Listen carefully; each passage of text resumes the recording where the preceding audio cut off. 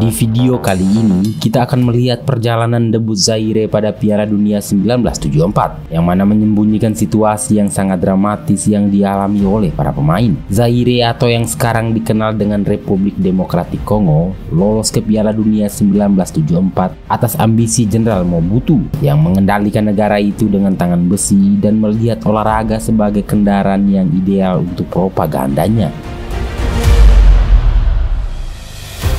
Di bawah pemerintahan otoriter Presiden Mobutu Sese Seko, Zaire mengalami periode transformasi yang intens. Visi Mobutu tentang autentisite berupaya untuk menempa identitas nasional yang kuat dan bebas dari pengaruh kolonial. Kebangkitan budaya ini merasuki semua aspek kehidupan termasuk olahraga. Mobutu menyadari potensi sepak bola untuk menyatukan bangsa dan memproyeksikan kehebatan Zaire yang sedang berkembang ke dunia. Pemerintahannya mencurahkan sebagian besar sumber daya ke dalam olahraga untuk memelihara bakat pemain dan membangun infrastruktur, dengan ambisi besar untuk menampilkan Zaire di panggung dunia. Perjalanan sepak bola negara ini mencapai tonggak sejarah ketika Zaire menjadi tim Afrika Sub-Sahara pertama yang lolos ke Piala Dunia FIFA pada tahun 1974. Pencapaian luar biasa ini bukan sekedar kemenangan bagi Zaire, tetapi juga momen penting bagi sepak bola Afrika. Pencapaian ini menantang stereotip yang mengakar dan mulai mengubah persepsi global tentang potensi benua ini dalam olahraga. Jalan menuju Piala Dunia 1974 di Jerman Barat bagi Zaire penuh dengan tantangan. Proses kualifikasi untuk tim-tim Afrika sangat kompetitif. Pada awal 1970-an, sepak bola Afrika masih berjuang untuk mendapatkan pengakuan dan rasa hormat di panggung global, menjadikan setiap pertandingan sebagai pertarungan untuk mendapatkan gengsi dan kebanggaan. Zaire memasuki babak kualifikasi dengan tekad yang kuat. Tim yang dipimpin oleh pelatih asal Yugoslavia Blagoje Vidic melewati serangkaian pertandingan yang melelahkan. Perjalanan dimulai dengan babak penyisihan melawan Togo, Kamerun, dan kemudian pada babak kualifikasi terakhir mempertemukan Zaire dengan Ghana. Setelah berhasil mengalahkan semua lawannya, Zaire akhirnya berhasil lolos ke Piala Dunia 1974. Pencapaian bersejarah ini disambut dengan euforia di seluruh Zaire, terlebih lagi untuk presiden mereka yang telah berinvestasi banyak pada olahraga ini. Perjalanan menuju Piala Dunia bukan sekedar usaha olahraga, tetapi juga membawa misi nasional yang didukung oleh kekuasaan tertinggi. Pemerintahan Presiden Mobutu memandang sepak bola sebagai sarana untuk mempromosikan Zaire di bawah pimpinannya ke internasional. Presiden secara pribadi melibatkan diri dalam persiapan tim, memastikan bahwa mereka memiliki fasilitas dan dukungan terbaik.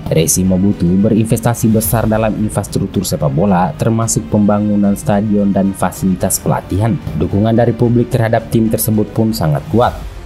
Pertandingan sepak bola merupakan acara penting nasional, menarik ribuan penggemar yang menciptakan suasana yang semarak dan menegangkan. Kebanggaan dan harapan kolektif suatu bangsa bertumpu pada pundak para pemain yang mengembangkan peran mereka sebagai duta kebanggaan dan ambisi sang presiden. Keberhasilan Zaire lolos ke Piala Dunia 1974 merupakan bukti sinergi antara skuad berbakat, pelatih yang cerdik, dukungan kuat dari publik dan lembaga politik. Hal ini menjadi awal perjalanan yang tak terlupakan, yang akan meninggalkan jejak tak terhapuskan dalam catatan sejarah sepak bola Afrika. Perjalanan menuju Piala Dunia 1974 di Jerman Barat merupakan momen penting bagi tim nasional Zaire. Saat mereka menaiki pesawat menuju Eropa, para pemain membawa serta harapan dan impian seluruh bangsa. Bagi para pemain, ini adalah pertama kali mereka meninggalkan benua Afrika, dan prospek untuk berkompetisi di panggung sepak bola terbesar di dunia itu mendebarkan sekaligus menakutkan. Setibanya di Jerman Barat, tim disambut dengan rasa penasaran dan kekaguman. Pemandangan para pemain Zaire dengan seragam hijau dan kuning mencolok menjadi tontonan baru bagi banyak orang Eropa. Kontras budaya sangat mencolok dari musim semi Eropa yang dingin dengan suasana kota-kota Jerman yang ramai. Meski demikian, para pemain bertekad untuk menyesuaikan diri dan memanfaatkan kesempatan langka ini dengan sebaik-baiknya.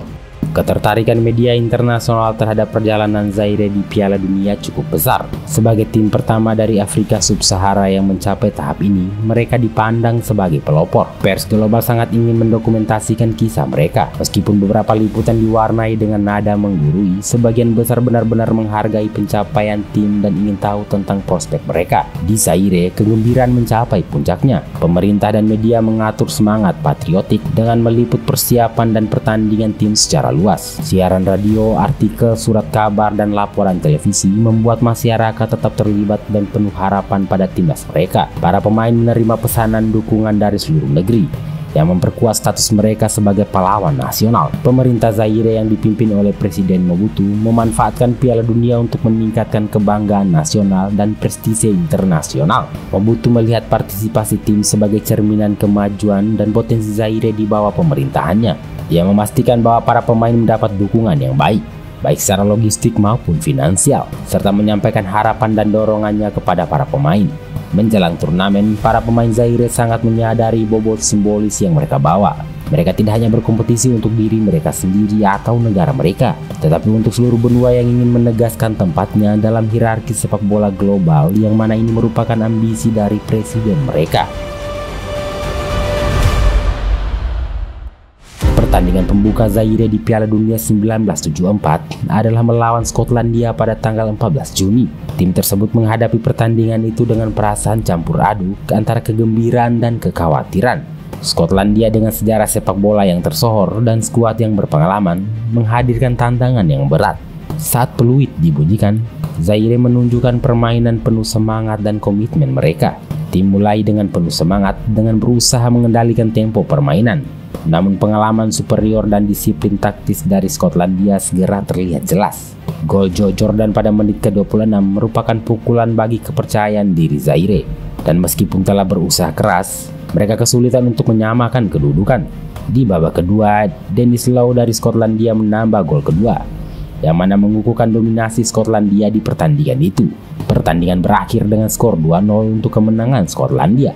Para pemain meninggalkan lapangan dengan kepala tegak, menyadari pelajaran yang harus dipelajari dan peningkatan yang diperlukan untuk pertandingan berikutnya. Pertandingan penyisihan grup kedua, giliran Zaire berhadapan dengan Yugoslavia. Yugoslavia yang merupakan kekuatan besar dalam sepak bola Eropa menjadi ujian yang lebih berat. Pertandingan ini ternyata menjadi pengalaman yang sangat mengerikan bagi Zaire. Sejak awal, Yugoslavia mendominasi permainan membuat Zaire kewalahan. Gol-gol datang dengan cepat tanpa henti. Pada babak pertama, skor menjadi 6-0. Pertahanan Zaire terus-menerus dikepung, dan tim berjuang untuk mengatasi kecepatan dan ketepat sasaran Yugoslavia. Babak kedua menghasilkan 3 gol lagi yang berpuncak pada kekalahan 9-0. Kekalahan telak ini menjadi kenyataan yang menyedihkan bagi Zaire. Para pemain tampak putus asa, dan hasil ini memicu sorotan tajam di negara asal mereka.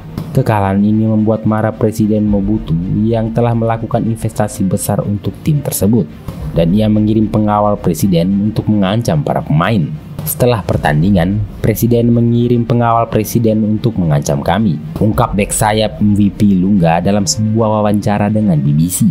Mereka menutup hotel untuk semua wartawan dan mengatakan bahwa jika kami kalah 0-4 dari Brasil, tidak seorang pun dari kami akan bisa pulang. Para pemain tidak punya pilihan lain selain memainkan pertandingan berikutnya melawan Brasil. Meskipun belum menerima bonus dan gaji yang telah dijanjikan akan diberikan setelah pertandingan melawan Yugoslavia. Pada tanggal 22 Juni, Zaire menghadapi lawan terakhir mereka di babak penyisihan grup, yaitu sang juara bertahan Brasil. Di pertengahan babak kedua, Brasil telah unggul 2 gol. Kemudian Brasil mendapat tendangan bebas. Jika kebobolan lagi, Leopards bisa segera mendapatkan masalah serius. Inilah salah satu insiden paling terkenal dalam sejarah Piala Dunia. Sebelum spesialis tendangan bebas Brasil Rivellino bisa mengambilnya, Ilunga melesat keluar dari tembok pertahanan dan menendang bola sekuat tenaganya. Mengapa? Jelas karena dia bodoh dan tidak ada satupun anggota tim yang mengetahui aturan dasar sepak bola. Itulah anggapan orang-orang saat itu. Itu disebut sebagai momen aneh akan ketidaktahuan orang Afrika. Namun kenyataannya lebih gelap dari itu. Tindakan ini merupakan ekspresi spontan dan rasa frustasi dan kebingungan di bawah tekanan. Langkah itu didorong oleh rasa takut. Itu adalah taktik untuk membuang-buang waktu agar mereka tidak kebobolan lebih dari 4 gol.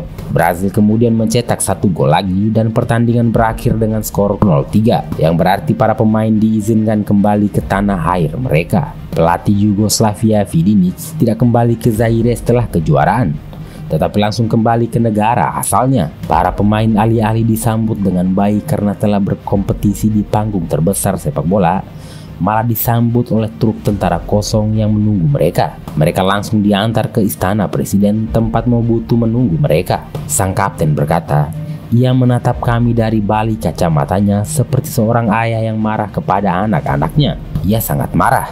Tidak ada satupun pemain yang berani berbicara. Suasana menjadi sunyi senyap. Pada akhirnya aku dengan lembut meminta untuk berbicara dan aku meminta maaf atas apa yang terjadi. Itulah satu-satunya yang dapat aku lakukan. Presiden Mobutu mengakhiri dengan berkata, lain kali aku akan memasukkan kalian semua ke penjara. Sebagai hukuman, tidak ada satupun pemain yang bisa meninggalkan negara itu. Daftar nama mereka di pelabuhan dan bandara dipajang dengan tulisan dilarang meninggalkan negara. Hal ini menggagalkan prospek pemain untuk pindah ke klub-klub Eropa dengan tawaran yang masuk setelah Piala Dunia. Setelah Piala Dunia, Mobutu kehilangan minat pada sepak bola dan berhenti secara aktif untuk menggunakan tim nasional Zaire sebagai alat politik untuk mempromosikan rezimnya. Salah satu pemain akhirnya menjadi tunawisma. Pada tahun 2012, sebuah badan amal mengumpulkan uang bagi para pemain yang masih hidup untuk menerima pensiunan kecil setiap bulan. Sebuah pelajaran bahwa dukungan itu adalah sebuah hal yang sangat baik dan perlu diberikan. Namun apapun hasilnya, kita tidak perlu sampai harus menghakimi para pemain, karena mereka butuh dukungan bukan saat mereka menjadi pemenang atau juara, tetapi juga saat mereka dalam kekalahan dan terpuruk.